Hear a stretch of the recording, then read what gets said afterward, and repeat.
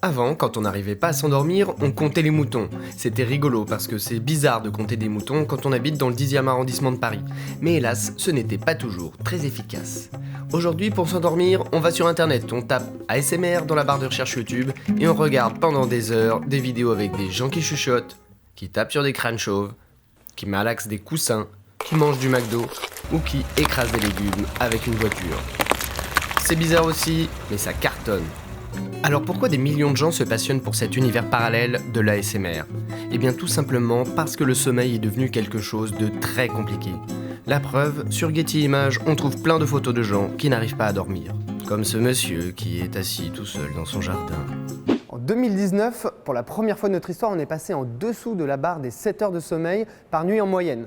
Dans ce contexte, on commence déjà à mieux comprendre le succès de l'ASMR, mais concrètement, comment ça marche ? Pour le savoir, on est allé rendre visite à Florian, l'un des meilleurs youtubeurs français du genre, qui a créé sa chaîne Paris ASMR. Bonjour Florian, donc tu as créé la chaîne YouTube Paris ASMR et tu as la gentillesse de nous recevoir chez toi.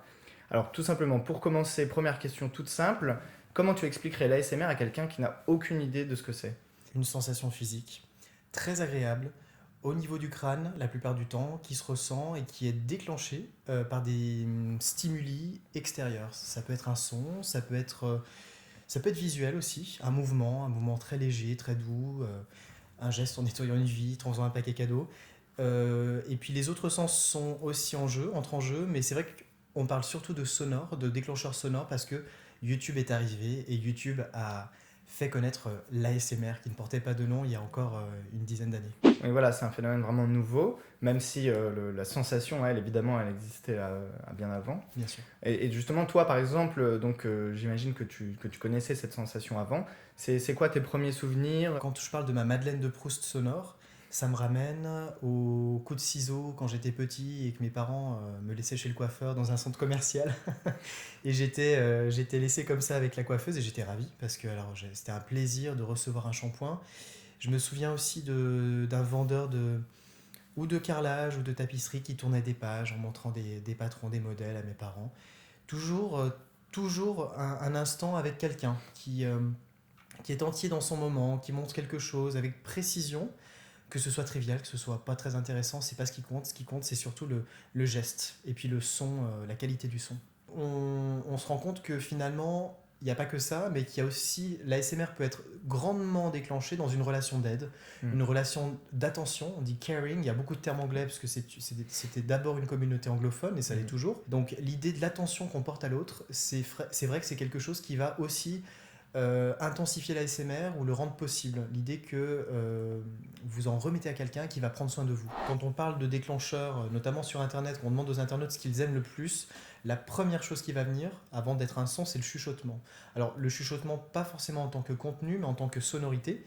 Il y a quelque chose d'extrêmement doux et propre aussi à la communauté francophone. Si vous regardez un peu du côté des pays anglo-saxons, vous allez avoir un parler très doux, soft spoken, moins de chuchotement, et alors qu'en France, on est vraiment fan du chuchotement. C'est peut-être lié à notre langue, c'est peut-être lié aux langues latines, je ne sais pas exactement. Mais c'est vrai que c'est quelque chose qui est très relaxant, et donc ça ramène aussi aux parents, à la maman, au papa qui va lire une histoire le soir. On va dire que de manière universelle, ce qui ressort le plus, c'est le chuchotement, le tapotement, le crépitement qui ramène au feu, le tapotement ça ramène à la pluie qui tapote sur une vitre.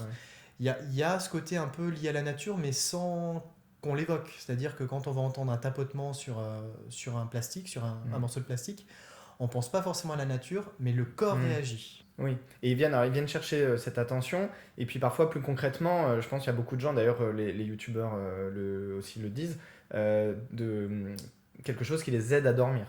Là encore, d'après des sondages, ça serait la deuxième chose que les internautes viennent chercher. On ne cherche pas forcément à s'endormir de prime abord, on cherche à se détendre. On cherche à se vider la tête de ses tensions, à ralentir la pensée, le flux des pensées. C'est pour ça que c'est utilisé aussi pour s'endormir. C'est-à-dire que fait l'esprit quand on ferme les yeux ? En particulier 90% des insomniaques, ils vont laisser libre cours, entre guillemets, à l'esprit qui va prendre le dessus. Et donc, on se fait des reproches, on pense à ce qu'il faut faire pour le lendemain, on pense à sa journée. L'ASMR, ça vous débranche, justement. Ça ralentit les pensées, ça vous ramène à quelque chose de l'instant présent. Voilà, on appelle ça mindfulness, l'instant présent, la pleine conscience, sans provoquer quoi que ce soit, sans le vouloir. Ça vous fait du bien, ça vous reconnecte à des choses très simples. Vous ne savez pas pourquoi ça vous intéresse, pourquoi ça vous hypnotise, mais ça vous attire. Et en plus, ça fait tellement de bien que ça agit un peu comme un massage. Et quand on va se faire masser, on n'y va pas pour s'endormir. On y va d'abord pour se détendre, quitte à passer une bonne nuit après. Mais la finalité, elle est d'abord de se détendre. Et alors après, plus prosaïquement sur toi, comment tu travailles, donc tu dois faire des vidéos régulièrement, donc il faut trouver de la matière aussi. Est-ce que du coup, des objets du quotidien, enfin, j'ai un peu l'impression parfois que c'est ce que tu peux faire. Quelle est la matière à partir de laquelle tu vas travailler, toi, pour justement essayer de déclencher ça chez les spectateurs? Je me souviens que mes premiers points de départ, c'était la naturopathie, les huiles essentielles, la phytothérapie, l'hydrothérapie, l'argilothérapie, thérapie. Ouais. Il y avait vraiment cette idée de je vais te soigner. Et même si c'était des jeux de rôle vraiment pas complètement improvisés, mais quand même un petit peu, Ouais. il y a effectivement l'idée de prendre soin de l'autre. Ça va être des petits savons à froid, ça va être des petites huiles de première pression à froid pour se protéger pendant l'hiver, ça va être une visite de Paris avec une super pâtisserie pour se faire plaisir. C'est des petits moments de bonheur qui invitent à la fois à apprécier la vie, dans ce qu'elle peut nous offrir de petites choses comme ça, et en même temps à se rendre disponible à ça aussi. C'est-à-dire que on peut avoir le meilleur des éclairs du monde, si on ne s'éduque pas à cette pleine conscience, c'est une vraie éducation, il faut le décider. Et l'ASMR peut être une école aussi. Dans les instants où on ressent l'ASMR, il faudrait essayer de se souvenir que dans cet instant, il ne se passe rien d'autre que cette petite chose-là.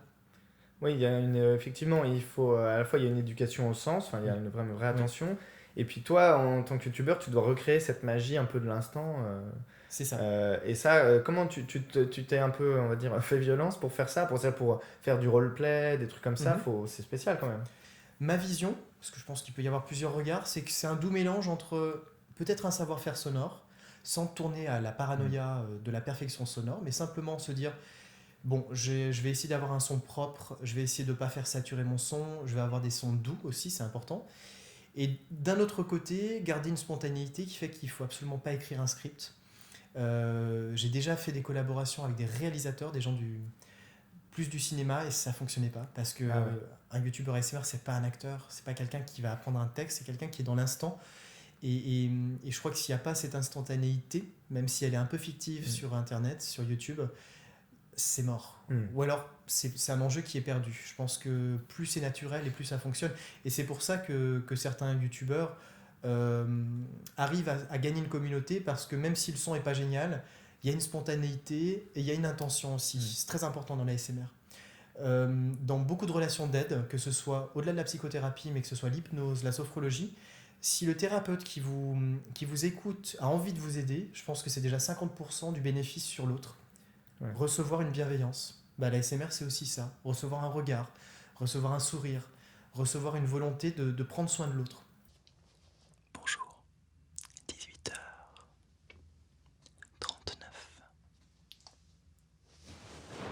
Quelques exemples de sons déclencheurs pour te montrer comment les internautes s'endorment, se détendent et se relaxent sur le net. Ou encore le son d'une brosse en bois.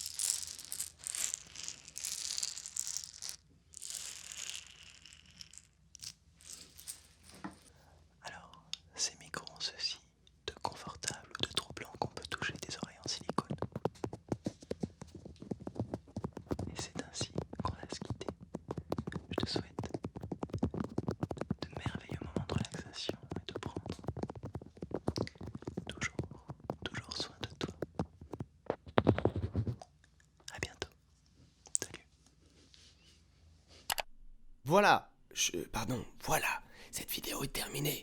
Si vous avez envie d'en savoir plus, vous pouvez vous procurer le livre de Florian, Je me relaxe grâce à l'ASMR, qui apparaît là, juste en haut de votre écran. Vous y trouverez à peu près tout ce qu'il faut savoir sur l'ASMR. Quant à nous, on se retrouve bientôt pour de nouvelles vidéos. En attendant, abonnez-vous à notre chaîne, partagez cette vidéo et détendez-vous.